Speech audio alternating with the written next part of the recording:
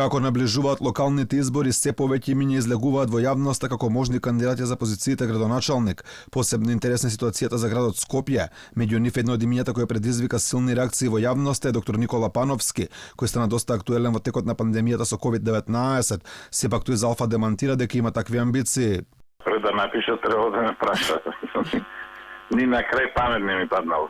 Познато е дека нов мандат сака Петре Шилегов, но дали ќе го поддржи неговата партија е знак прашалник. Се шпекулира дека СДСМ би можела да оди на главниот град со новата партиска заменичка на Заев, Сања Лукаревска. Подкрепа на оваа теза се шпекулациите дека дел од скопското крило на партијата не е баш незадоволно од работата на Заев, како и дека односите меѓу Шилегов и премиерот не се баш најдобри.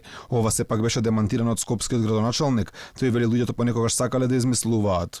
Некојаш веројатно во недостаток на интересни работи луѓето сакаат да измислуваат работи што ги нема. Немало нарушени односи.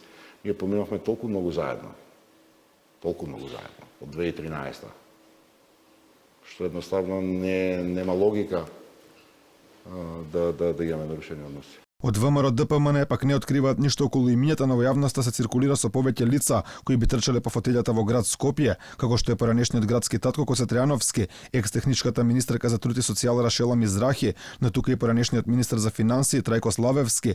Се шпекулира дека и други познати личности би сакале да бидат први луѓе на главниот град, а би оделе како независни или со некој од подмалите партии. Тука се појавува името на актерката Софија Куновска, која во минатото беше шеф на скопскиот огранок, но жестоко критикува сегашното раководство на чело со Заев. Во чаршијата се зборови за пејачот Арбен Бени Шакири, кој самиот не крие дека е симпатизер на владачката партија, но важи за делото на така наречено скопско бранково крило, а и уште еден поранешен градоначалник на Скопје Трифун Костовски е во комбинаториките за кандидат. Тој не исклучува опција, но вели дека имал поголеми цели, односно да биде премиер. Од скопските општини на интересна за СДСМ треба да биде центар, каде сегашниот прв човек Саша Богдановиќ изрази амбиции за уште еден мандат, но и таму се шпекулира со други имиња, како Сања Лукаревски и Јана Белчева. Од другите општини главоболки Заев може да има со Куманово, каде веќе јавно се знае дека има конфликт со Максим Димитриевски, кој пак е градоначалник со највисок рейтинг од сите во Македонија, па доколку партијата не го поддржи, би отишол можеби како независен.